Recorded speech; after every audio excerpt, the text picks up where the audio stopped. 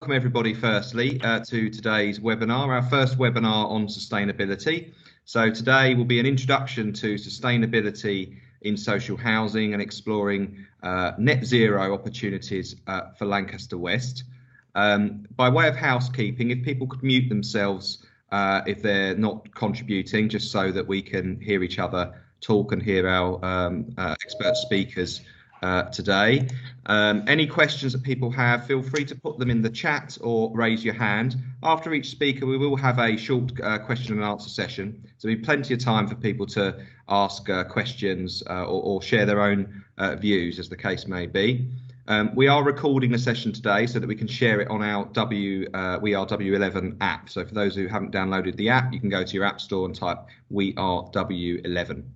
I'm delighted to introduce a panel of experts today who've kindly agreed to join us. Firstly, Anne Power, the Emeritus Professor of Social Policy at the London School of Economics and Head of LSE Housing and Communities, and since 1965 has been involved in European and American housing projects, including Martin Luther King's End Slums campaign in Chicago. She is the author of many books, reports and articles on housing and cities, and has been a keen proponent of the neighbourhood model to delivering social housing, which will be familiar to many of you, I'm sure. Next up, we have Lizzy Westmacott. Lizzy is an Associate Director at ECD Architects. She's been a qualified architect for 10 years and also a qualified passive house designer.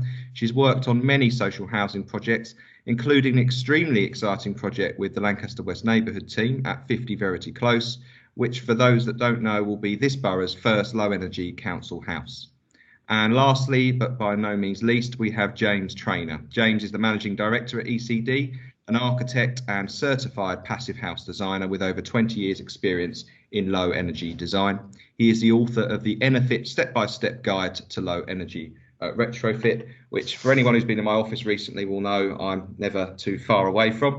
And that book demonstrates how to achieve zero carbon in our existing buildings. So by way of an agenda, we will have a short introduction just from myself in terms of some of the work that we're doing as a neighbourhood team. Then Professor Anne Power will give her opening remarks outlining the case for retrofit. Then Lizzy will talk to us about the drivers for sustainability in a social housing context. And then James will talk to us about how it would work in existing homes. And for the residents with us today, I think that section will probably be the one which is of most interest to people. So I just wanted to outline the work that we're doing as a neighbourhood team. After the Grenfell tragedy, a commitment was made to deliver a 21st century model social housing estate for Lancaster West. In January of this year, the leadership team of the council pledged for all of its council housing to be carbon neutral by 2030. Just shortly prior to that, the Mayor of London had written to us outlining a similar commitment and potentially agreeing to offer us £20 million worth of low interest loans to fund carbon reduction. So it's something we're exploring in terms of the feasibility as well as the funding opportunities for. And a number of colleagues who I think are with us today in the room are developing Lancaster West Neighbourhood Team's own sustainability strategy. And that is something which, for those of you who are interested in these issues, at the end, if you want to contact us, we'd very much like to engage with residents to help us to shape that. So our draft objectives are essentially to refurbish the estate and the other properties that we manage to a high energy performance standard. And that's something which our experts today will talk us a little bit about how that's done. We'll obviously want to look to reduce our operational carbon emissions on the estate. So that includes things like our electric van fleet. We don't have any petrol or diesel vehicles at all, as well as looking at the suppliers and materials that we use and how that they're reused or recycled. We want to co-design a sustainable and affordable future with you as residents, as we've done so far in the ideas phase of the refurbishment. And we're very much keen to pioneer a carbon neutral approach, which the rest of the borough can learn from. So if anyone wants any more information, feel free to contact me or anyone in the team, and we'll be really keen to get you involved. I'm now going to hand over to Professor Anne Power, who has asked that those of you who are willing, turn your cameras on so she can feel that she's talking to a room full of people. So I'll leave that at your discretion. Hand over to you, Anne. Thanks, James. Hi, everybody. It's extremely weird for me to be talking to a blank screen with a cartoon lady in the middle with a green cross by her head. I don't know what she's there for. But anyway, I'm just going to plunge in and pretend I can see you all and know that you're there, very interested in what this is all about, because it does affect your lives. Well, first of all, just to explain really simply what retrofit is about, it's about modernising and repairing and upgrading old housing. I say old, but actually even quite modern and even very modern houses will eventually need retrofitting, because we can only get to zero carbon if we stop all our houses from leaking energy and actually costing a lot of energy to build. So we have to make our homes more energy efficient, warmer and cheaper to run. If we can do that, we are then saving a lot of energy, and that is effectively what a retrofit project is about. So Lancaster West secured a commitment from the government for money to modernise and upgrade the estate. It was matched by the Royal Borough of Kensington and Chelsea agreeing to put in money too. I think the GLA has probably agreed to put in money too. And if you add together all the money, then you can afford to do a really good retrofit. So how will this help residents? Obviously, any upgrading is going to improve the property, which is going to make residents feel better, but it won't necessarily save energy. So, for example, a new kitchen and bathroom costs energy. It doesn't save energy. I mean, the water supply may be more energy efficient, but all the energy that goes into producing that new kitchen and that new bathroom is actually quite a lot. So we need more than just putting in new kit to dwellings. We have to improve the property in the way that it actually works. It's called fabric first. We have to actually stop the property from leaking, which Lizzy and James will talk a lot about. The other huge benefit of retrofit is that it protects community ties. It prevents the need to move in most cases. It means that tenants get lower bills. It looks much better. All the retrofit projects I've been involved in make where you are look much better, and therefore it generates pride. Interestingly, it improves communication with the landlord, even when the landlord isn't a very nice chap like James is, because the landlord can only make retrofit work if the residents are on side. So there has to be good communication between the landlord and the tenants. The really big benefit to residents, if you can think a bit beyond your own personal flat that you live in, is that it gives social housing a future.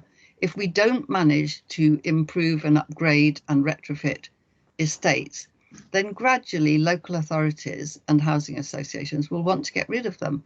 And we've seen that happening all over the place.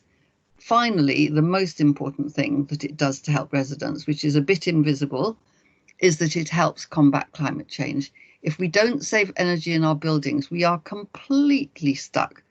So I'll go on now to just explain why buildings matter for climate change and why homes matter for climate change, and then why social housing matters for climate change. First of all, buildings contribute 50%, half of all the greenhouse gases that go into our atmosphere that are driving climate change. So you could say that flooding and deforestation go together, but you could also say that flooding and having housing that leaks energy go together. So we have to do it for that reason.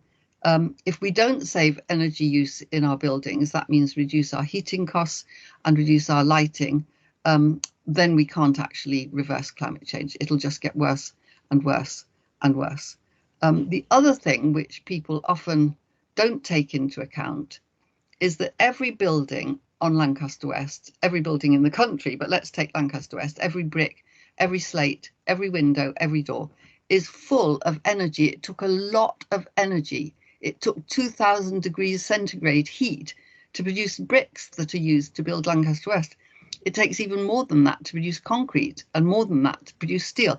So actually to put up Lancaster West, to create one building on Lancaster West, requires a huge amount of energy. So obviously we've got to take care of it. You don't invest so much energy into producing a building in order not to take care of it. So obviously that puts demolition completely out of the story.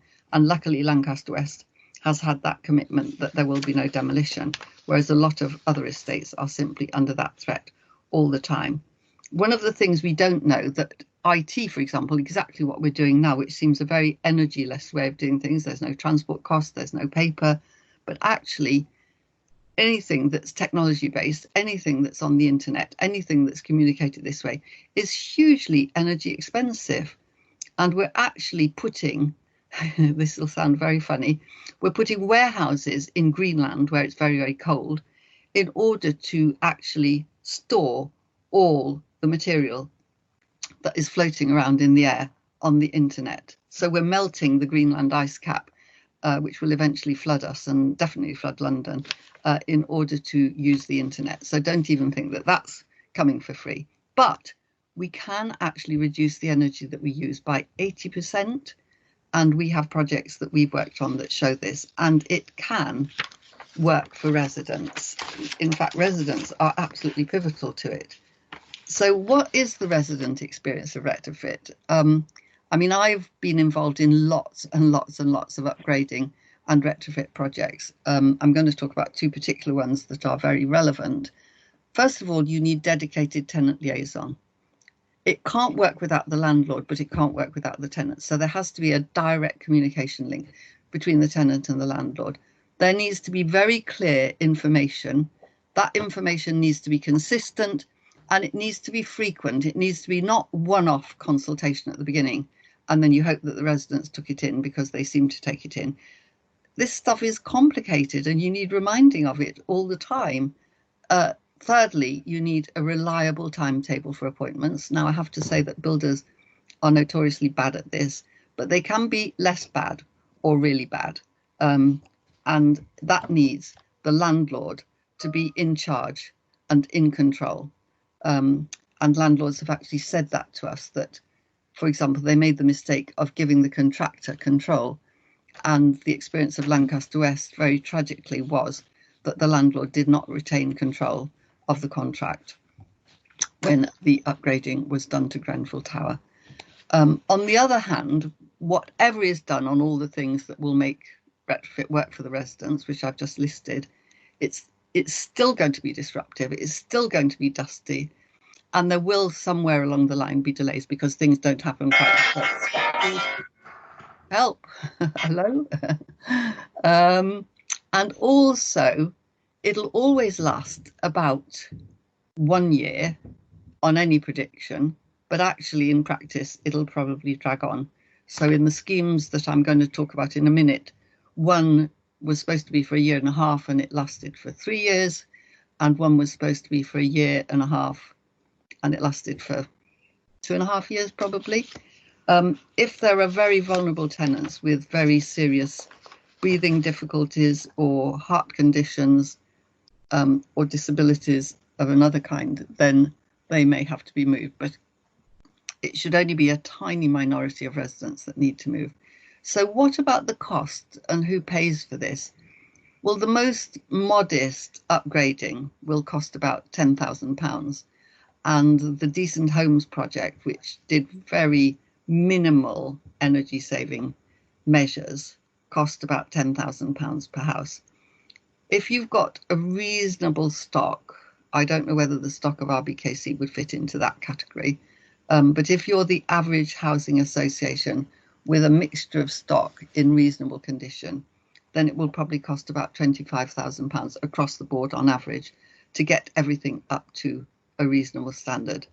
If you want to do external cladding on high-rise blocks, such as Edward Wood's estate, which is very close to Lancaster West or Silchester, then it will cost about £35,000 per home. If you want to do a passive house retrofit, which is to the very highest energy saving standard and the very best climate change prevention and comfort in the home, then it will cost about £100,000. So just let me quickly explain what passive house is. A passive house is a home that uses virtually no energy. If it's a retrofit, it uses a minimal amount that's allowed, maybe 15% of what it was using before. So the average fuel bill for a passive house retrofit will drop from £1,300, £1,400 down to £350.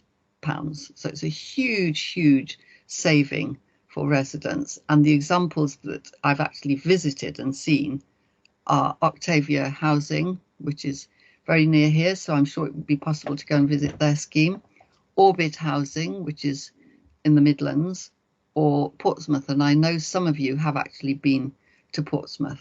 There are other examples. So could you, James, bring up my photos, please? Okay, great. All right, so I just thought it would be very useful to go through these two examples of retrofit projects that we've worked on, because they involve multi-storey buildings like Lancaster West has, and they involve external insulation, which is very important.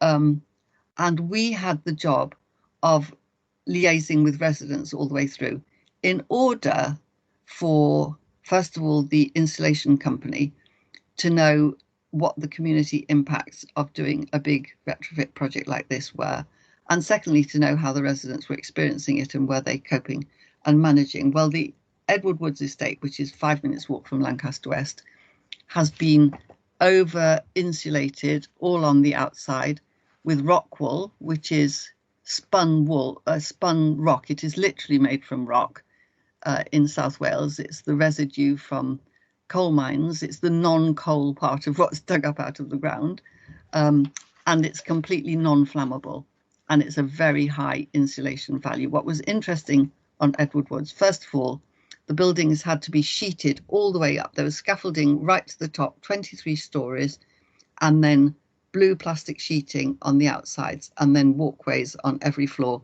for the builders. So the residents in their homes weren't disturbed at all. But to have your windows sheeted up for 3 years, it turned out, was quite a challenge for the residents. But they did get what they wanted. They got much warmer homes, and they got better conditions. And what was really important was that they had concierges at the bottom of each of those blocks who were there all the time. And they had a resident liaison worker from Hammersmith and Fulham, the council that owns Edward Woods. And in addition, they had a resident liaison officer from the contractor. So they always knew at any point that they could go to the contractor's office, which was fully operational with somebody, a face that they could talk to. They could go to the council office on the estate and there would be somebody there, or they could go to the concierge at the bottom of their block. I think, to be very truthful, that made all the difference, because it meant that everybody was on their guard, everybody was watching out for everybody else, and the residents always knew that there was somewhere to go. I mean, our experience on Edward Woods was that the residents were unbelievably patient and forgiving because of the delays, and they were very pleased at the end. So that was a good story. The next one is Wilmcott House, and I don't know if, James, you can bring up Wilmcott House. Tell me when it's there. Yeah, it's there. Great. Wilmcott House in Portsmouth is in many ways an even more interesting and important example. First of all, because these 3 multi-storey blocks, they're 15 stories high or 13 stories high, were not in good structural condition. So they were very run down. They had many problems, but also they weren't in good structural condition. The council, and it's the only council in the country I know to have done this, calculated that if they knocked them down and replaced them, it would cost more than doing them up to a passive house standard. So it would have cost about £180,000 to knock them down and replace them. and it cost 115,000 to do them up, to retrofit them to the Passive House standard. So they luckily decided to retrofit them to the Passive House standard. The residents didn't want to move anyway. They really liked the estate. There were some vulnerable families on the estate, so they did get rehoused. What was also very interesting about Westmacott House, which again I think is a bit like Lancaster West, is that it was mainly family housing. In spite of being high rise, it was mainly 2, 3 and 4 bedroom flats.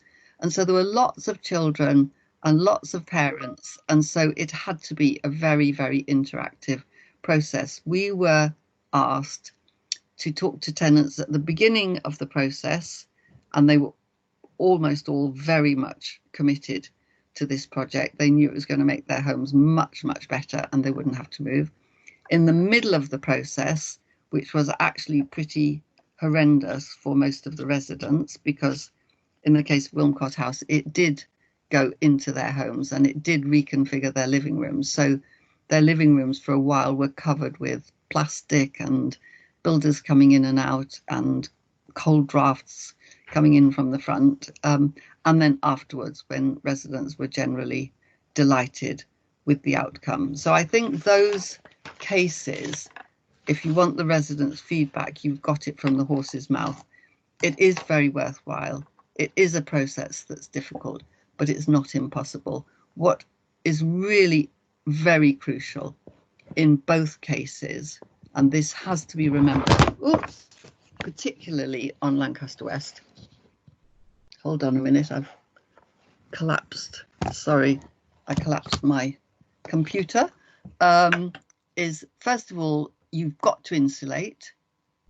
You've got to take this fabric first approach. In other words, you cover the house in something warm. Secondly, and with that, it must be non-flammable. Thirdly, it must be tried and tested, so everybody has complete confidence that it is not only going to be non-flammable, but it's going to do the job properly. There must be no cheap cuts, so it might be a little bit more expensive, not significantly. It will be a little bit more expensive, maybe 10% more expensive to use good materials. But if you use good materials, properly supervised, with proper technicians, then it'll work. So you've got something that's a little bit more expensive, but that you know is foolproof. And for that, you need skilled supervision and on-site management. The key thing to remember is that if you don't insulate buildings, then nothing else will matter. So to be a bit like you in your home, insisting that you walk around in a bikini all the time, you just aren't happy unless your home is warm enough for you to walk around in a bikini all the time. Basically, we're parading our buildings in bikinis. And what we should be doing is parading our buildings in insulated jackets or tea coats, as James will tell you later. And if we don't do this, then we're going to be sunk, because unless we save social housing, what is the future for low-income families in this country? And the government realises it must help. It's very scared of the cost. So I think residents can also play a very, very active role in promoting retrofit and arguing that it's necessary, not just so that they're in a better home, but arguing that it will make the whole of our society work better. Thanks, James. Thank you, Anne, for a really passionate and evidence-based account for why sustainability in a retrofit context is so important and so beneficial. And I can certainly see some parallels in terms of some of the decisions that we'll be making with residents in the coming months and years. I've got 34 people have joined us today, so welcome to those of you who joined and missed the introduction. I've got a couple of questions which I can sort of surmise as one. Do you know what sort of engagement was done with residents to get their support for the projects, and how this might translate to Lancaster West? Okay, so I think that's a very good question, because I feel very strongly that the landlord, which in this case is the Neighbourhood Management Office of RBKC, has to come up with a set of proposals. You don't go wandering around to residents and say, what do you want us to do? because it's very difficult for residents to match what they would most aspire to, which may be kitchens and bathrooms, it may be a better garden, it may be a better porch, it may be better windows. It's a big variety, as you've all found out from the research that you've already done. So you need a plan that takes the amount of money that's available, takes the technical condition of the buildings, and takes who lives in them, and then you come up with a plan. But you say this plan is only going to work if the residents like it. And if the residents have got different ideas, we want to hear them and take them on board. So you then consult the residents with that plan. You then invite in architects to design what they're going to do, and you get the architects to showcase what they're going to do in order to convince residents that it's a good idea. And again, you are open to adapting that plan.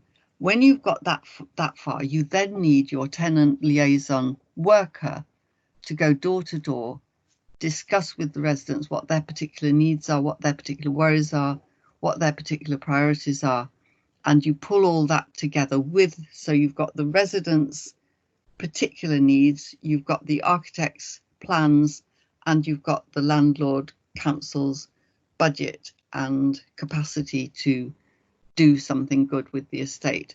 You pull all those together and you come up then with a final plan, and you get the residents to give their yay or nay in support of it. And in both the case of Edward Woods and the case of Wilmcott House, roughly that was done, and the residents backed the scheme, because obviously they were going to gain from upwards of £35,000 to £100,000 being spent on their homes in a way that seemed to be able to help them.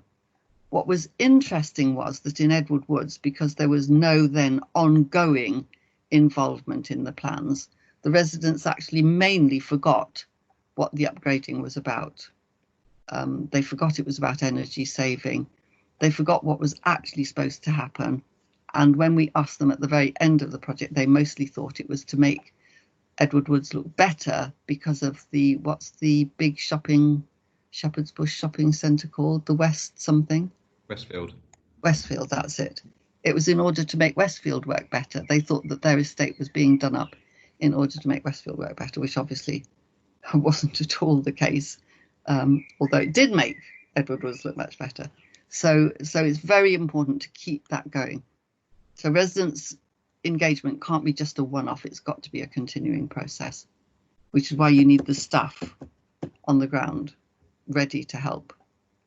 Fantastic, thank you, Anne. One more question. Does energy saving mean that we will need to have new heating systems installed? If so, what type would they be?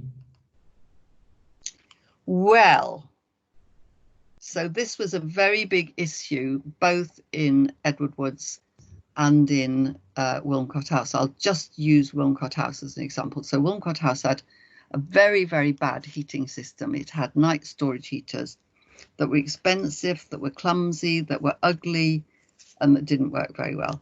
Night storage heaters are so bad in terms of energy efficiency that the German government is actually paying landlords to get rid of night storage heaters. And Portsmouth, having gone to this amazing effort of deciding to invest £100,000 per unit to make them passive house standard, hadn't got enough money to change the heating system. We were absolutely appalled by this. Anyway, there were many arguments and discussions, and eventually Portsmouth decided that it would have to find a way out of its maintenance budget to do something about the heating. I think what happened, I can't tell you precisely, and I'm sure James could give you very precise details, but certainly they got rid of the storage heaters and they found very, very energy efficient, I think, electric heaters. So honestly, the heating system is a bit of a nightmare, and it's going to depend building by building. And if you're very energy efficient in the way you insulate the house, then air source heat pumps are very, very good for internal heating. Underfloor heating, if you're going to raise the floor for any reason in order to repair it or in order to insulate it, then putting in underfloor heating will actually save you, which will take your energy bill down even further.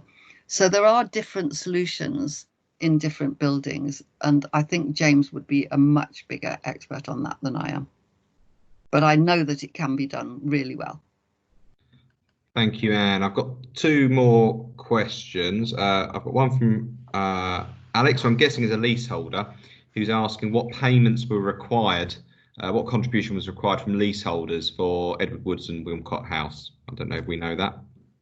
Well, I'm going to make a bit of a guess here. I think in Wilmcott House, there were virtually no leaseholders. I don't even know if there were any. There might have been one or two on the ground floor, so they weren't really affected. And in Edward Woods, pardon? Sorry to interrupt, just to say that there weren't any leaseholders on Wilmcott House. That's what I thought. That's what I thought. And on Edward Woods, there were very, very few. And I think that the external cladding was just done, because you can't do external cladding and miss out the leaseholders if the leaseholders cut up rusty and say there's no way I'm paying £35,000. So I think, if I remember rightly, it was just done. And it's possible that the leaseholders' service charges went up over a long period of time in order to claw some of it back.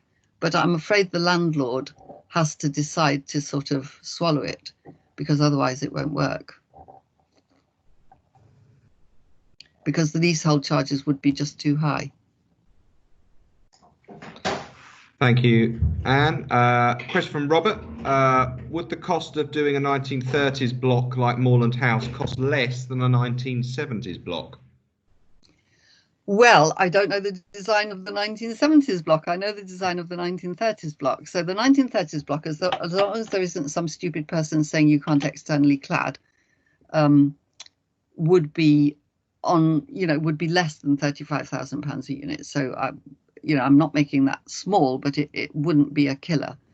With a 1970s block, if it was like the walkways on Lancaster West, little as I know the walkways structurally, it would cost a lot more, because there's a lot more concrete, there are a lot more cold bridges, there are open deck corridors, there are lots of tricky aspects, it was the same with Edward Woods, actually. In fact, some of the corners on these concrete blocks are so stupid, like there's a little insert in Edward Woods under the balconies of the one-bedroom flats, and the one-bedroom flats are very, very cold, but it was very difficult to actually get the insulation right in those indents into the concrete. So 1970s blocks can be very tricky, and yet they're the ones that leak the most, because concrete leaks a lot. Brick has got quite good thermal mass. Concrete has got some thermal mass, but the trouble is concrete also has lots of cold bridges. So my guess would be that the concrete would cost more and be more tricky. Fantastic. And then I'm going to take one more question now from Des, and then Abbas's question I'll take after we've heard from Lizzie and James. That's all right. So Des's question is about how do you best sustain and maintain engagement and buy-in over such a long period of time? So, Anne, what I took from your opening remarks is how crucial engagement and communication is. So any thoughts of how we would maintain engagement over what is... Okay, well, let's put it this way. I said there were 3 stages to retrofit. There's the startup phase, where you have loads and loads of consultation and everybody goes with it and votes for it and it's all good. And you have the end stage when it's all done and everybody's really happy. The middle stage, which lasts for a year to 2 years to 3 years, is the misery period. So if you've got somewhere that people can go with their problems, because it's the misery period, there will be delays, there will be builders letting you down, there will be builders clumping with their big boots all over your newly washed bathroom, there will be miscommunication of various kinds, your child will get sick because there's too much dust in the air, whatever. You've got to have somewhere to go. If you've got somewhere to go, whether it's the contractor's liaison person, the council's liaison person, or the on-site caretaker, service person, concierge, or as they had in Wilmcott House, they literally had a dedicated tenant liaison person who everybody loved and who everybody could go to, and they all had her mobile phone number. Then resident engagement just keeps going inevitably, because people have so many things they have to come back to you on. So crucially, it's the on-site staff that are supervising the work and managing the block. Because remember, while all of this work's going on, one of the stupid things that landlords and contractors do is forget that the block still needs maintenance, it still needs cleaning, it still needs letting, it still needs rents collecting. There's all that stuff that still has to go on. So there should be multiple avenues for resident engagement. And honestly, it is the only way to make it work. So it'll sustain itself over that long middle period, just because so many problems will crop up. Obviously, it should sustain itself because the landlord's committed, but actually the problems will force the landlord to keep paying attention. Fantastic. We've now got 4 questions in the bank, which I think will be well posed to colleagues who've joined us from ECD. So I'm going to move us on now to Lizzy. If I hand over to yourself to take us through the next section.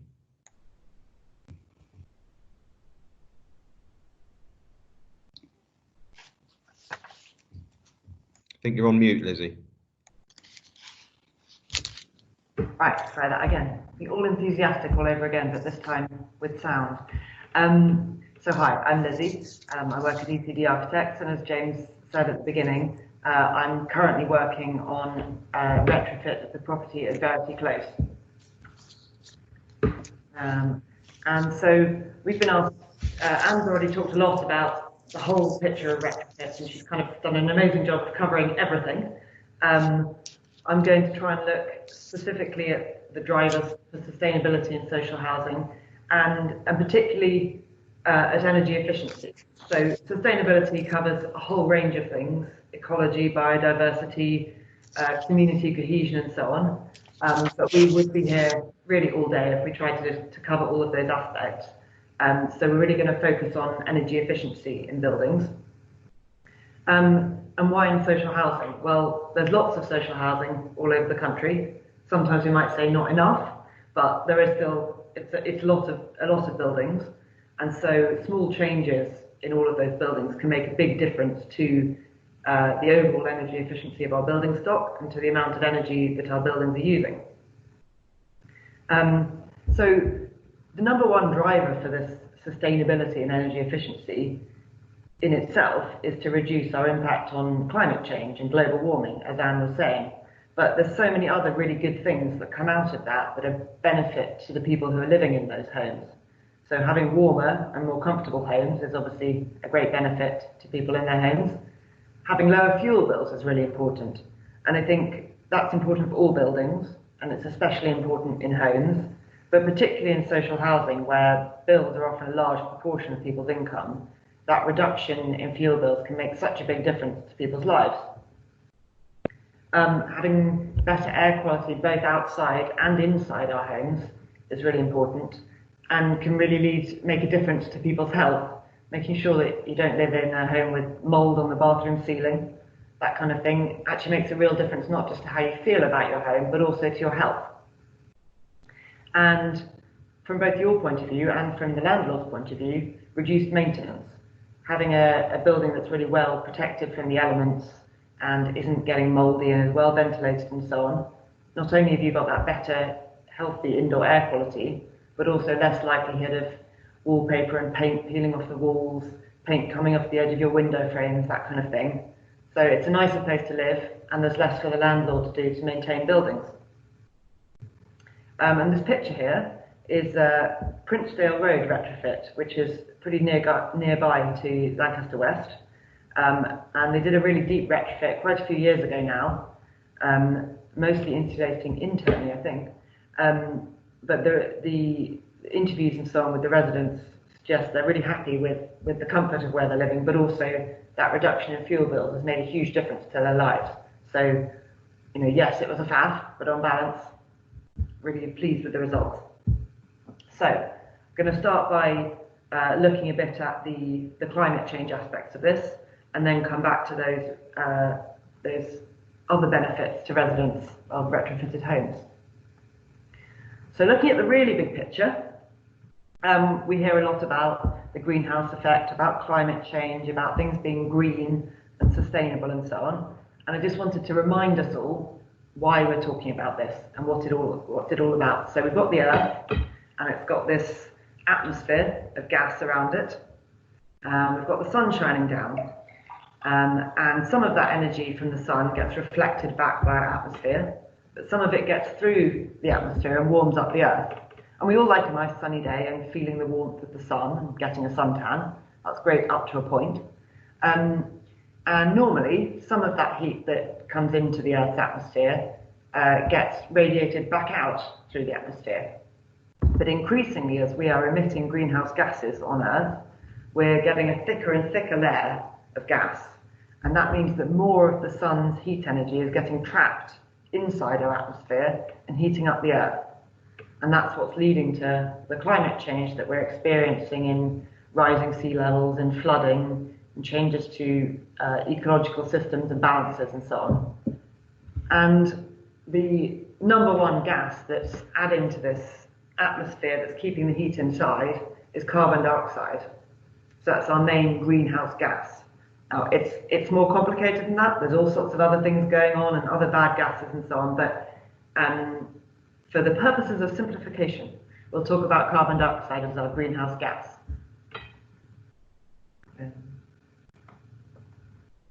So at a slightly smaller scale than the entire Earth, in the UK, our government set a target to be, for the whole country, to be net zero emissions by 2050. And then on an even closer to home scale, Lancaster West, as James said at the beginning, has set this target to be net zero carbon by 2030. So that's just 10 years away, or 9.5 in fact. There's a lot to be done. And if we look at this, we need to see it as a balance. In order to be net zero, we need to balance out our emissions. So on the left there in the yellow, we've got all the operational energy of our buildings. So all the heating, the lighting, the hot water, fans, all of that stuff, all the energy we use in our homes. And on the other side, we've got all our renewable energy creation. So our ways of making energy that don't emit carbon dioxide. And if we can balance out all the energy we're using with all the energy we can make without emitting carbon dioxide, then we'll be at this net zero or net zero carbon balance. So that's what we're trying to do. So yeah, again, just a bit of looking at the terms we're talking about. So when people talk about net zero, what they usually mean actually is net zero carbon, which means on balance, no carbon dioxide emissions. And if we look at the graphic on the left there with the red UK, we've got our operational energy from our homes is too heavy. There's more of that than there is of the renewable energy we're able to produce. So we're not balanced. We need to get to the version on the right where we've reduced the heat lost from our homes. So we've reduced that operational energy in the yellow part, and we've reduced the other energy use in our homes, so the lighting and so on. And we found more ways to get heating from sources that produce less carbon dioxide. So we've been able to balance it out. So that's what we're trying to do in the sort of big picture way. So bringing it right down to the scale of our homes, we've got a home here with some concrete slabs for the floors and maybe some brick walls and some maybe single or double glazed windows. And it uses lots of heat to try and keep warm inside. So although this radiator is churning out lots of heat, we're losing energy through uninsulated walls and roofs and floors. And we're losing heat through thermal bridges. So where the concrete floors meet the outside, that's carrying heat away to the outside.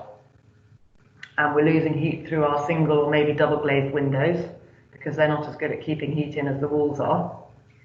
And we're probably losing some heat through gaps and cracks in the construction. So maybe there's some cracks at joints in the brickwork, maybe there's gaps around the windows, and so air that we've got nice and warm inside is going out.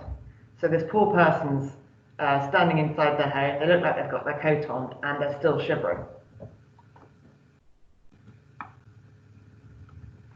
Now all of the heat that we use in our homes, that's energy being used, and that means that most of the time, at least at the moment, we're emitting carbon dioxide. So whether it's a radiator filled with hot water, that hot water's been heated probably in our boiler, and we've burnt gas to heat that hot water, and that means we're emitting carbon dioxide. And even if we're using an electric heater, that electricity was probably produced in a power station. Maybe it's a nuclear power station, but maybe it's a coal-fired power station or gas-fired power station. Increasingly, some of our electricity is coming from more renewable sources, which is great. But at the moment still, an awful lot of the energy we use to heat our homes and heat our hot water, there are carbon dioxide emissions associated with that. So they're contributing to climate change.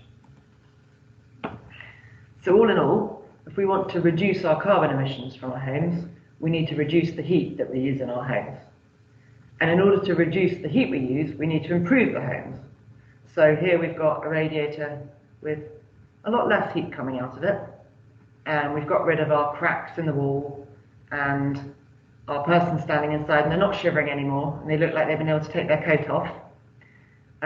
So we need to make these improvements so we don't need to put so much heat into our homes. But as I said, there's a bunch of other benefits, and in many ways, those are actually the reasons why, these are the reasons we experience on a day-to-day basis. So they're kind of the ones that it's easier to get excited about. So if we can make a home lose heat less quickly, it's easier to keep it warm. And having insulation on walls and roofs and floors will slow the rate at which we lose heat. And better windows will keep more heat in, and we won't have that air that we've warmed up leaking straight out again. We won't have drafts around the building, so maybe it's not very nice having cold ankles or whatever as you're sitting trying to relax on your sofa. So we don't like the drafts, we want to keep them out. And avoiding having kind of cold points inside the structure means you're far less likely to get condensation. And as we said earlier, that means that things like mold are far less likely to occur. And another really big benefit that's very tangible is having lower bills. So, for example, on the work we're doing on Verity, one of the properties at Verity Close at the moment, it's a 3-bedroom house, and at the moment we've estimated that fuel bills, heating bills, might be around £1,400. And if we manage to do all the things we want to do there, and there's reasons why we can and can't do some of those things, but we're hoping we can bring heating bills down to around £300 a year, which is just such an exciting change.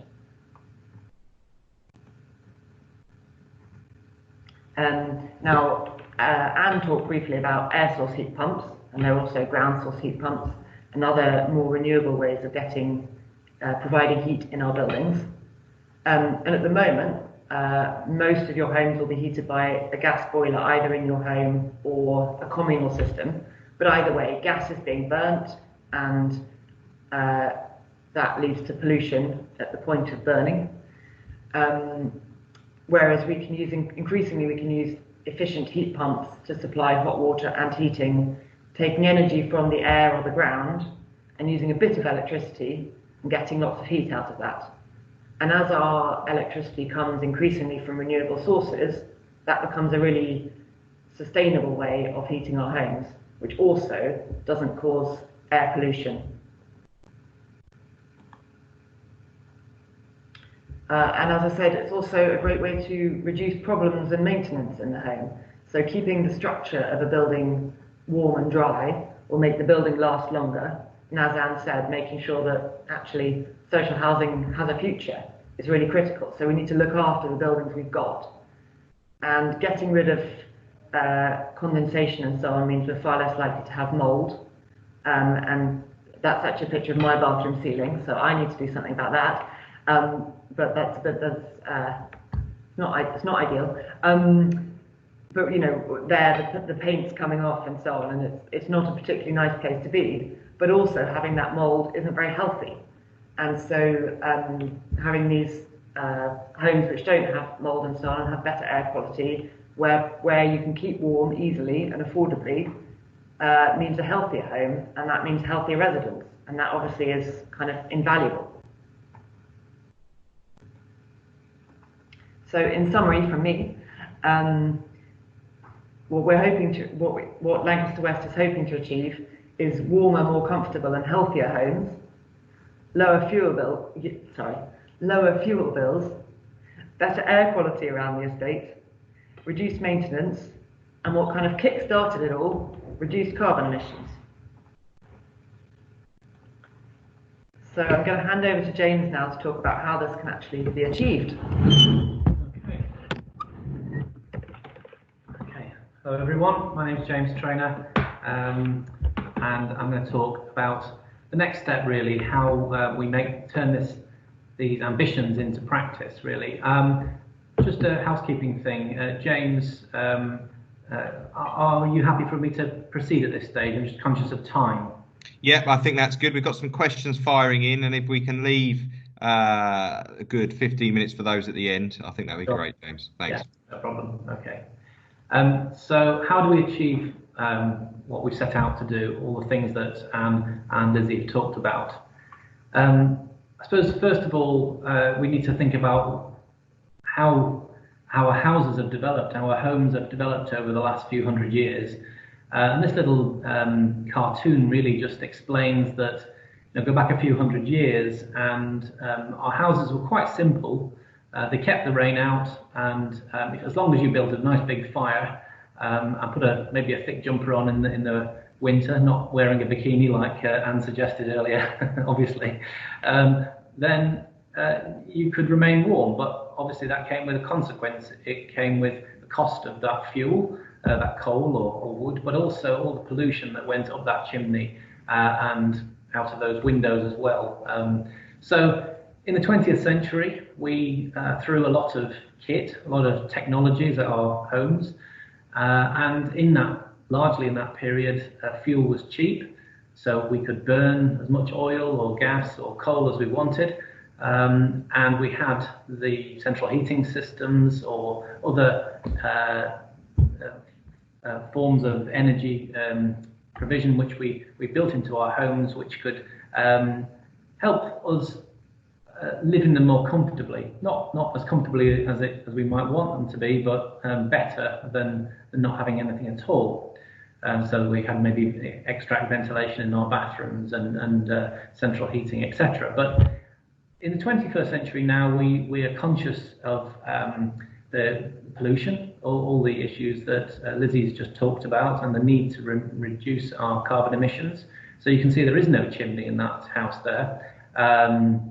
And actually, there's a lot less equipment as well, a lot less kit thrown at it. And that's because we don't need to make our homes work as hard, because if we insulate them properly, we have that continuity around the home, that thermal envelope, and that fabric first, which Anne alluded to earlier, then we don't need to spend a lot of money or time investing in expensive equipment to maintain and heat our homes. We can rely more on passive solar gain, as that diagram shows, through well-insulated windows, and we can model things properly. And that's kind of the passive house methodology, really, principle, which I'll talk about a little bit later on. So that's what we think. We think our homes should work more efficiently, and they can be simpler than perhaps we've experienced. We don't need those big complex heating systems that we've had. This is just two little pictures there of a before and after, or before and planned, of a zero carbon scheme we're working on currently in South London, where it's a early 1960s property, late 1950s property, and we're actually insulating them properly. In this case, we're insulating them externally. But the points down the left-hand side there talk about what we need to do to our existing homes to make them net zero carbon, or make them passive house, to make them comfortable, essentially, and tackle these issues. So we need to insulate them properly. We can do that externally, or we can do it internally. And I'll talk about the pros and cons of that in a minute. We need to address the thermal bridges, and I think both Anne and Lizzy talked about those cold spots in our walls or our windows or our roof, where there might be a route for heat to escape. We need to upgrade our windows, because I think everyone who's got a single glazed window can imagine, and even poor quality double glazed windows, sees how much heat is going through them. We need to think about ventilation and air tightness, which is another way of saying preventing leaks. So we've all lived in drafty buildings. Maybe some of us live in drafty buildings now. I certainly do. So something I need to do something about. Lighting, energy efficient lighting, and low carbon heating as well. I'll talk about at the very end. So I'll just rattle through that because I'm conscious of time. External insulation, Anne mentioned earlier the tea cosy effect, and it is a bit like putting a tea cosy on the outside of the building because you're keeping the heat in, and it doesn't have to look like a tea cosy though. Maybe it could be a bit more stylish. Nothing wrong with a tea cosy, but we don't necessarily want them on every building, and there's ways and means of doing that efficiently and attractively. So that's something that every building is different, and every building needs a careful consideration of its local surroundings, what is possible and what's desirable, and that's something that needs to be worked out in close consultation with you, with residents who live there, and also the local planners and other parties, and obviously the landlord. And this is the Wilmcote scheme that Anne mentioned earlier. This is the project that we completed 2 years ago now, down in Portsmouth. And the pictures at the top right are interesting because they show the same part of the building before the works were started and after they were completed, and the same temperatures range. So it was both on a winter's day. And you can see there the heat loss, the massive heat loss through the windows, but not just the windows, the walls, the gaps between the walls, and everywhere you look there's heat escaping. Whereas go back after the works are completed, yes, there's some heat escaping where I think some residents have got windows open, but generally the heat losses are much lower. The blue obviously is I should have said at the beginning, is the colder temperature. The green and the yellow and the red is increasingly hot. So a wall, the heat is no longer escaping through the wall. You're not losing and wasting heat through the walls, which is what we've managed to do there. And in the case of Wilmcote House, it was quite an unattractive building in many ways, and the landlord and the residents were very keen to change the appearance of the building. So that was done in close consultation. We had lots and lots of workshops with residents to talk about what that might look like, and you can see the picture there on this side of the screen. The work's underway, how it was before, and then on the right hand side how it is on completion. But that's not always possible. So in some buildings, and you can see here in Verity Close, number 50, which we're currently working on, it might not be desirable or possible to do the external wall insulation for various reasons. And that's fine, but I suppose you need to understand the consequences of that.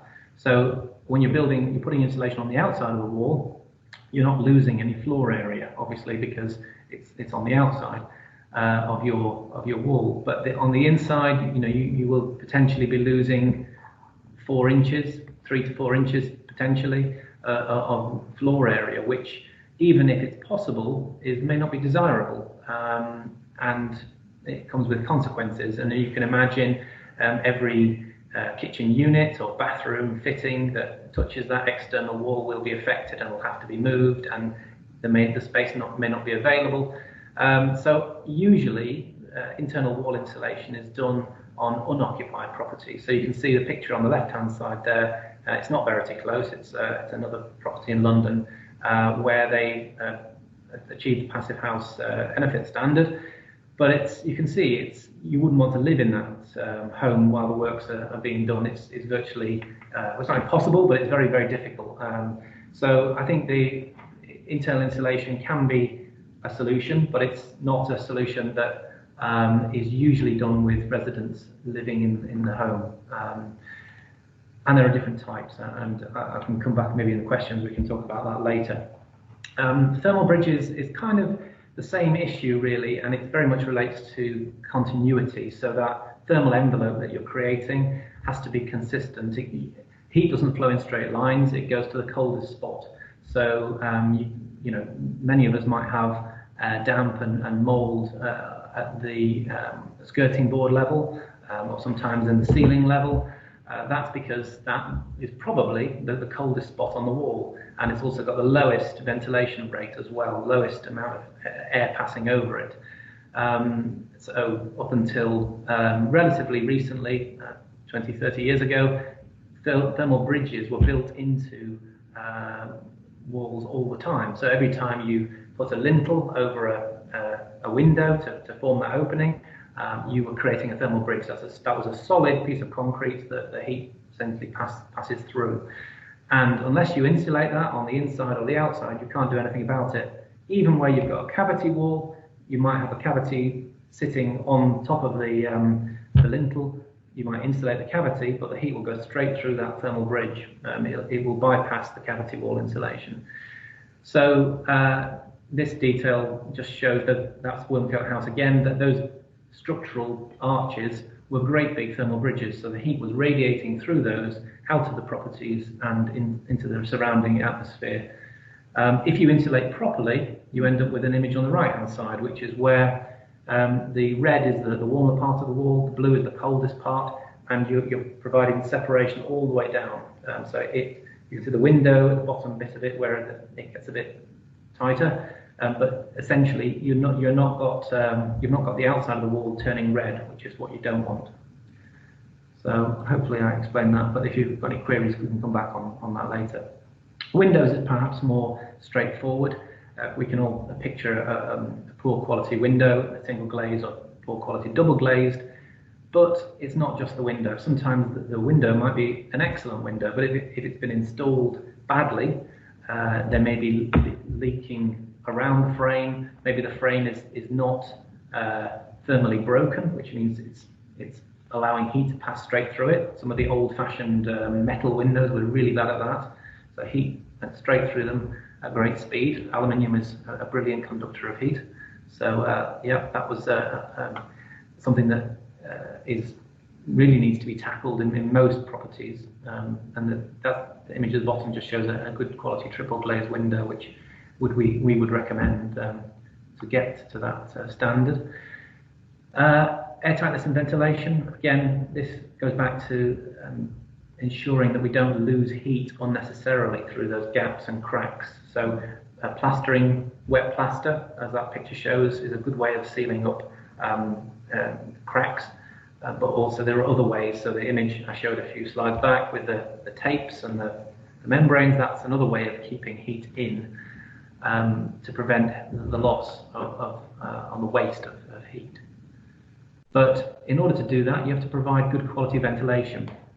So the image on the left again is airtightness. So where in this case we've got a pipe going through a wall, we can't just punch a hole through that wall and let that pipe go through, because alongside the wall, all the heat will be going through the gaps and the cracks around the pipe.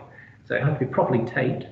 But when you've done all of that, you also need to ensure you're ventilating the home properly. So there's regulations around what is needed, and this picture here is also from Westmacott House, above the ceiling. So when that work was completed, we then put ceilings in, so you didn't obviously see the pipe work, but that was taking the extract, the wet air from bathrooms and kitchens, and taking that to an outside wall, just like a normal extract fan would. But in this case, we were recovering the heat. So you can imagine the heat from the bathroom or the kitchen, it passes through that pipe with the stale air, and the stale air goes out through the wall, but the heat from the stale air is recovered. So it works much more efficiently than what normal practice in the UK. Energy efficient lighting is really important. And I think most of us probably have some or all of our lights at home are energy efficient, and they're increasingly affordable and use a fraction of the energy of some of the old-fashioned halogen bulbs that we had. 10, 15 years ago, they were all compact fluorescents, CFLs. Now LED lights are very cheap as well. So that might be the case in your home, but it might be that the surrounding communal lights in the communal areas also need to be upgraded and replaced. and we can save an enormous amount of energy by doing that. But it's not on its own sufficient to tackle, unfortunately, climate change. If it was that easy, then we would have done it all by now, I'm sure. And then finally, low carbon heating systems. So the ventilation unit on the left hand side is not a heating system, of course. It's providing ventilation, but it's recovering waste heat, like I said a moment ago. So that box, which would sit in your cupboard, would recover that heat and recirculate it to the areas of the house that needed it. The image in the middle is a ground source heat pump, and Lizzy showed a picture of an air source heat pump, but it could either is perfectly acceptable. They both use electricity rather than gas, and they both work very efficiently to provide heating. But the main point, I suppose, we want to get over is that the heating demand is much, much lower if you insulate properly. So just to finish this slide, the image on the right-hand side that brings those two together, so you can have your ventilation and your heat pump in a single unit.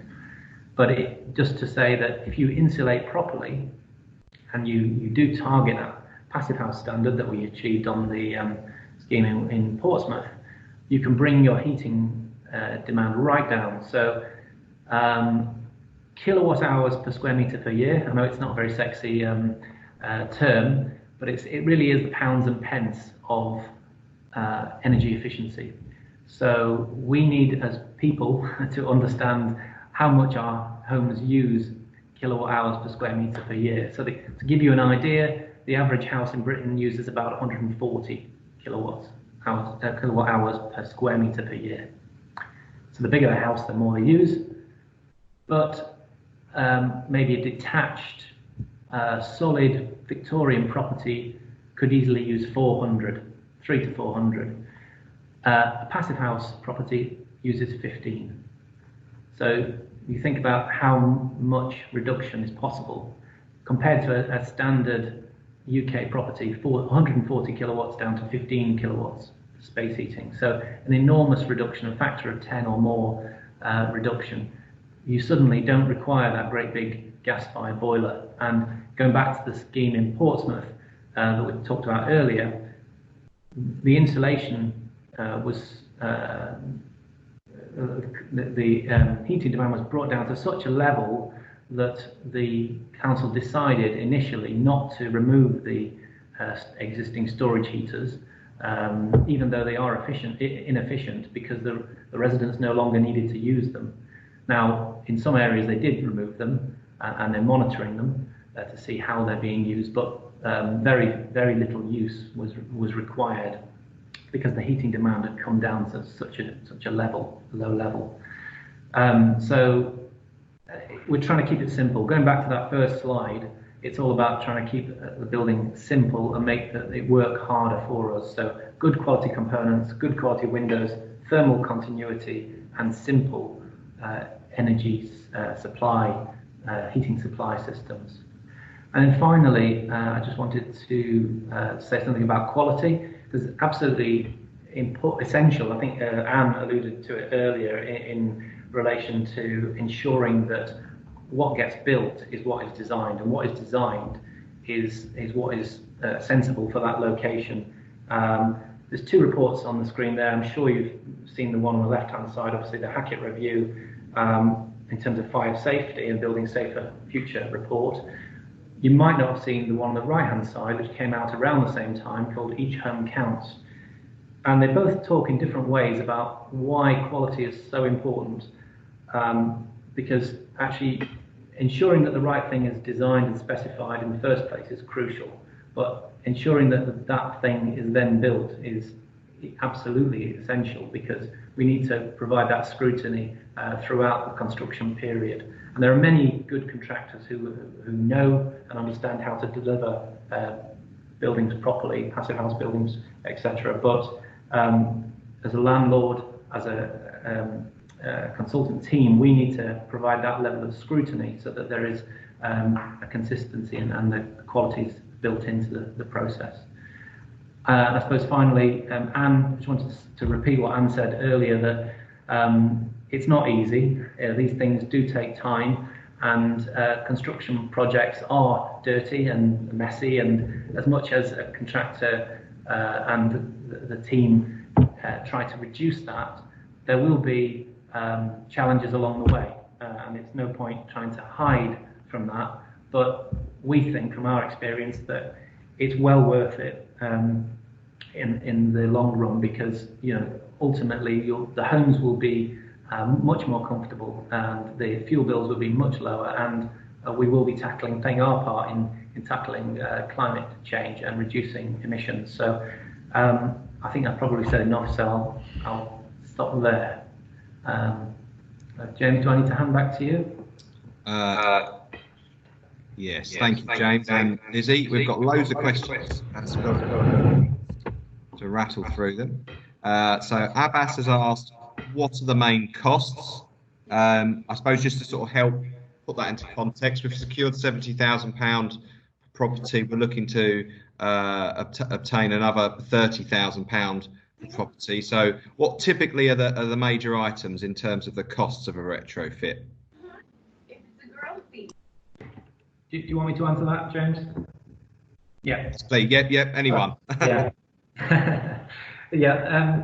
Well, it obviously depends on the type of property, and I suppose the one thing I didn't say actually in this talk is that refurbishment can be phased.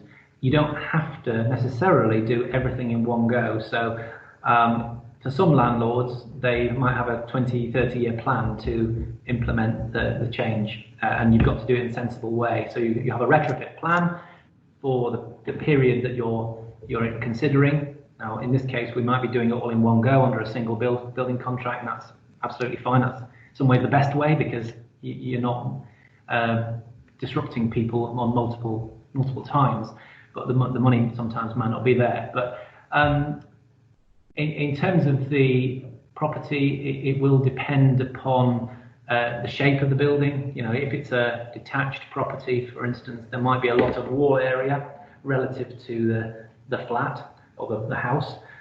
So maybe the wall insulation is the biggest part. Windows, depending on the number of windows, can be expensive part of it. Mechanical ventilation, heat recovery, again, that's a big part. It's hard to be general about it, to be honest.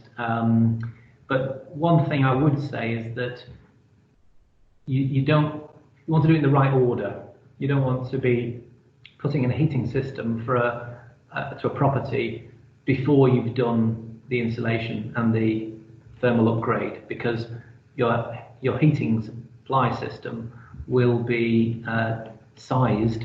The kit will be sized for a demand that ultimately won't be required. So, and also, if you put heat pumps, for instance, into properties without doing insulation, the residents could end up paying more than they currently are with a gas-fired boiler. So it's important to do it in the right order.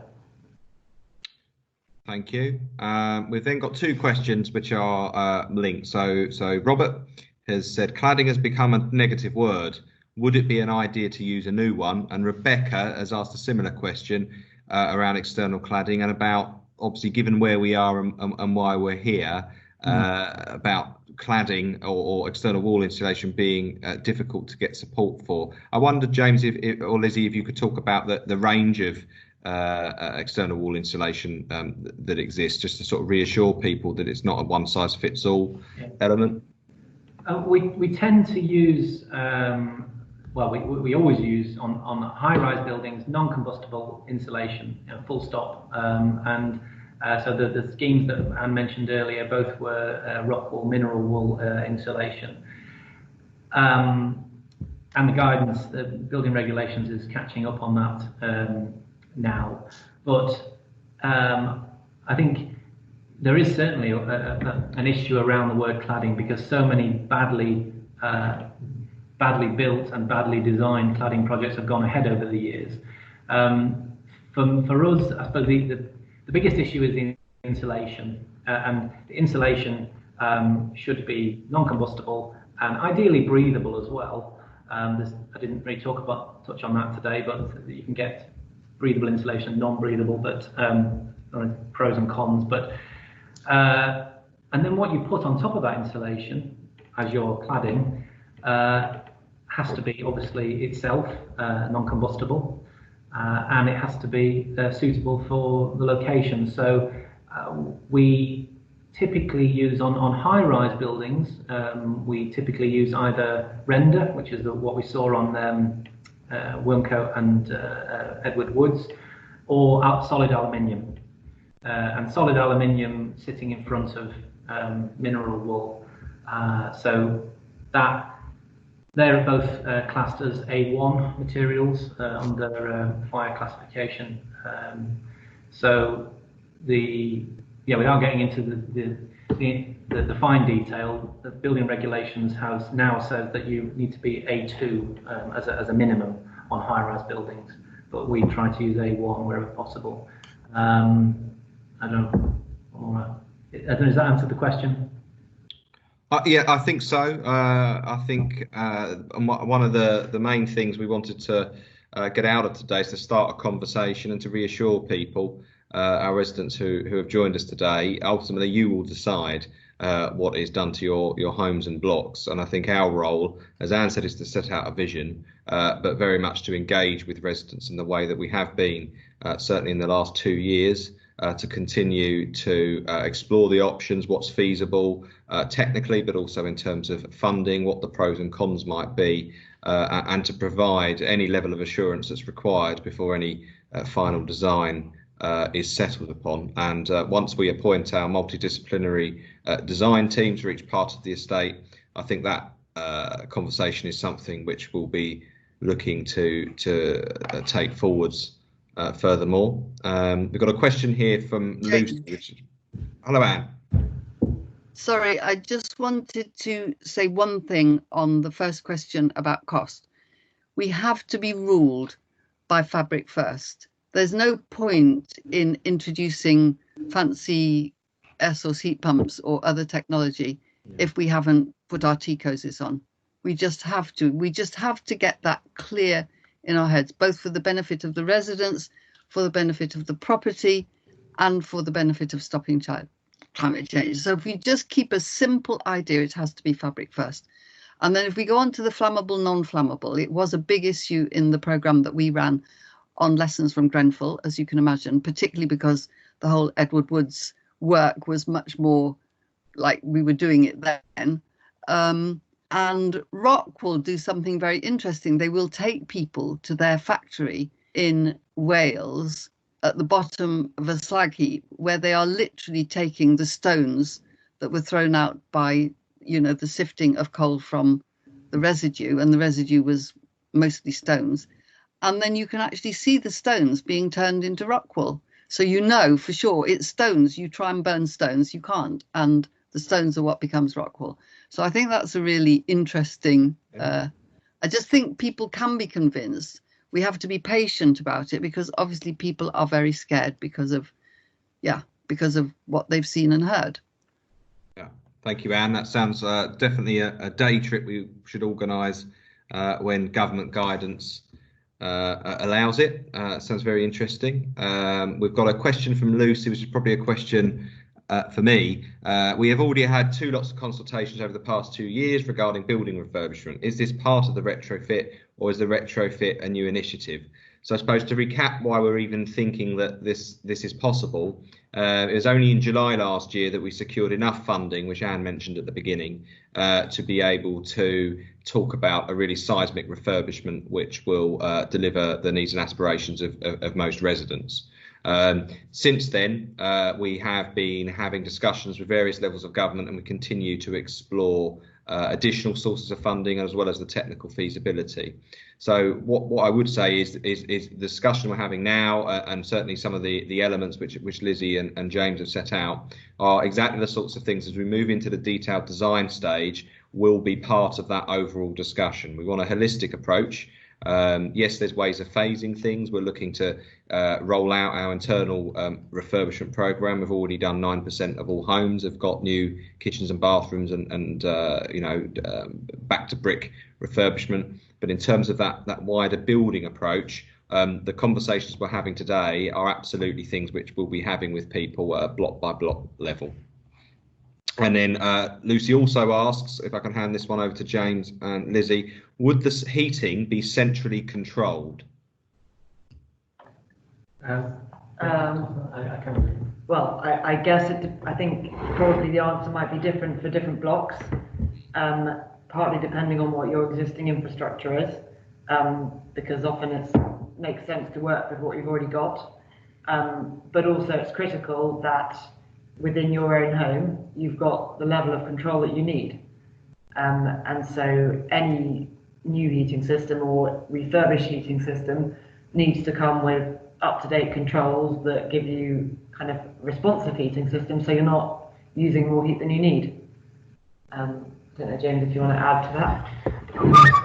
As somebody who lives on a district heating system in Southwark, I know very well what the challenges of that are, and some of the old-fashioned systems that exist, and government legislation is obviously now in place to require landlords to provide individual metering, and that's gradually taking into effect across London and elsewhere over the next year or two. So, as Lizzy said, it is often better to work with a system that's already there if it can be saved. But I suppose I come back to my first point. If you can take your heat demand down to a very, very low level, then the need to invest or the need to provide heating is maybe offset.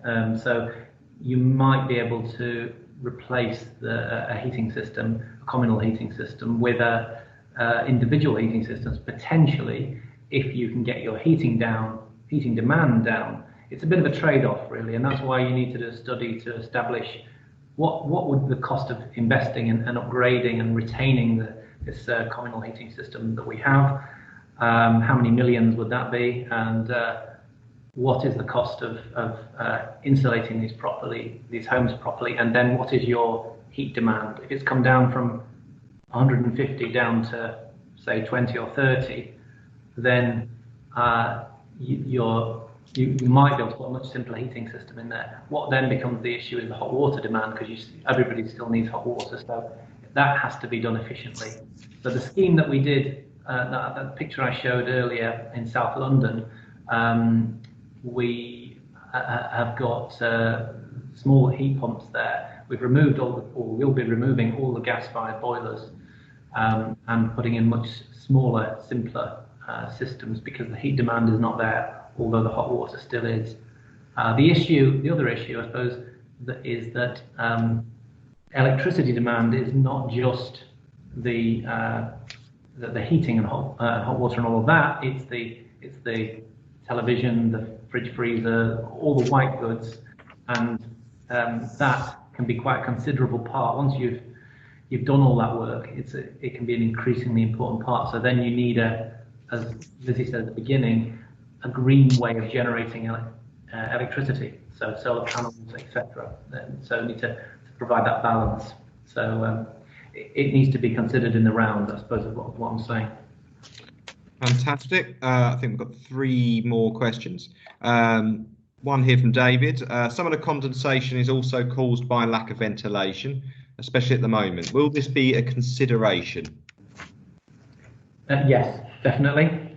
And ventilation, mould is caused by a combination of factors. It's not just lack of ventilation, it's also cold surface temperature. So if a wall is below 12.5 degrees Celsius, at a certain humidity level, mould will form, condensation will form, and ventilation can counteract that, but you don't want to be throwing all your heat out of the window by ventilating all the time. So I think up until recent times, there's been a very crude understanding in buildings of how to ventilate properly, and this is why we strongly advocate the passive house, because that's built into the methodology. So it's the building physics, I suppose, of how moisture passes through buildings, and it can be predicted. So without getting too techie about it, yes, ventilation is absolutely crucial, but also insulation to prevent that wall becoming 12.5 degrees. Interestingly, on the scheme in Portsmouth, when we insulated the building properly, we've still got monitoring equipment in there at the moment showing the temperatures through the summer and the winter. And we went through the coldest winter in many, many years, the Beast from the East a few years ago. And there were some unoccupied flats that were monitored, and the surface temperature of the walls never went below 15 degrees. And that was completely unheated property, completely unheated. So it can be done, but it needs a rigorous approach, I suppose. Thank you. We've got a question, or two questions from David and David around heat pumps, asking how large they are and how noisy they are. You're a bit of an expert on heat pumps. I wouldn't say an expert. So mostly we'd be looking at either ground source heat pumps or air source heat pumps. Either way, they're extracting some of the energy, the heat energy that's present in the air or the ground. So where there is some heat, there is some energy, and we can get that out of the ground or the air. The ground source heat pump, pretty much noiseless, because yes, you've got a pump moving some refrigerant around, but that refrigerant's moving around in pipes through the ground, so you shouldn't be hearing that. Air source heat pump, there's a fan which is moving air through the heat pump, because you need a new supply of air with its energy in to get that energy out of it. So yes, they make a noise, but it's a fairly sort of continuous noise rather than a loud sudden noise. And it shouldn't be, it needs to be considered, but it can absolutely be done in a way that isn't going to bother people. In terms of the size, with the ground source heat pump, you'd have some pipes and so on buried in the ground, and then you've got a unit internally. With the air source heat pump, you can either have a split unit, so a unit externally and part of the unit inside your property, or you can have the whole, almost all the workings of the heat pump outside the property. And in terms of size, the number one thing, again, as we've been saying, James said really, is if we can bring the heat demand of the property down, then we can get away with a smaller size heat pump. So we'd be looking at something inside your house, which is probably comparable or smaller than the size of a boiler. But equally, particularly with a ground source heat pump, that can be really efficient with a communal system. Obviously, that needs to be metered appropriately and have the right controls and so on. But if you've got that communal system, then a lot of the mechanics aren't going to be in your home anyway. So what you are going to have in your home is even smaller. But yeah, again, like everything else, I'm afraid it varies. Fantastic. I've got one final question, which is from Des, around ground source heat pumps. Are these units per home, or can they heat multiple homes or blocks? I mean, ideally for multiple homes. Do you want to? Yeah, I think the ground source particularly is at its most efficient when you spread that over lots of homes, because you need to bore holes into the ground. So there's quite a lot of sort of logistical, practical startup costs for that. But that can become, when that's spread over lots of properties, that's worth doing. But it's often not worth doing for one home, because there's a lot of digging up and faff around that. So worth doing for lots of homes, less worthwhile for one. Doesn't mean to say that you can't do that for one home, or that air source heat pumps can't work for lots of homes.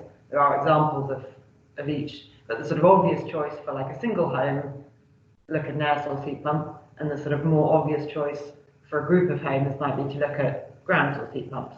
But, you know, again, be open and flexible. Fantastic. So to recap, I think some of the key points today that I've taken away, at least. Anne, thank you for setting out, in my own view, an overwhelming business case for sustainability in a retrofit environment. Often we think of sustainability and good energy performance as being something which is just in the realms of new build, and I think you set out excellently the case for looking at it in the context which we're in here on Lancaster West, which is a retrofit context. Lizzy then went on to set out the key drivers for retrofit in a social housing context from the point of view of climate change, but also I think crucially in terms of the benefits for residents, in terms of increasing your comfort, reducing your costs, and also leaving all of us with a cleaner, greener environment. I think engagement and communication are going to be key throughout this process in exploring what is feasible.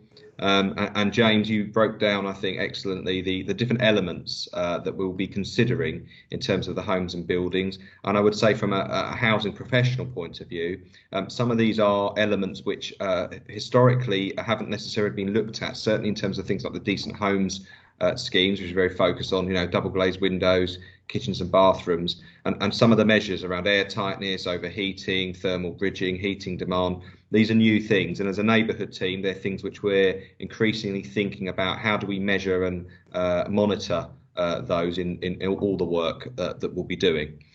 So I can see Abbas, who's the chair of our RA, has asked, how does this fit in with our refurbishment, specifically in terms of budget? So for those that aren't aware, it is set out in our newsletter, which should be landing on your doormat sometime this week. We've secured £170,000 worth of free feasibility work, which is being done at the moment and should be completed by the end of July, when we'll hold another one of these sessions to go through, if you like, a gold, silver and bronze approach to sustainability for every block. And that's something we will be sharing with our design teams as they come on board through August and early September. We're continuing to explore as well additional funding opportunities. So I mentioned the £20 million low interest loan from the Mayor of London. There's also potentially some grant funding available from central government, and the team here are working very hard on that. In terms of exploring what is possible, presenting to you the best possible outcomes and designs, which we'll then discuss and take forwards. If people are particularly interested in staying involved, you can follow us on Instagram. If you don't already, you can drop us an email, pop into the office now, Baseline Studios, or download our application. So I'd just like to thank again our expert panel of Anne Power, Lizzy and James. Thank you for giving your time today to us. I know a number of residents here are very much looking forward to this session, and the fact that we've had people dipping in and out, over 40 people have joined us on this afternoon. So I'm really glad to see that people have come to see what's going on. So thank you all for joining. Thank you for your time, and I shall see you soon. Thank you for having us. Thank you very much. Thank you all. Bye.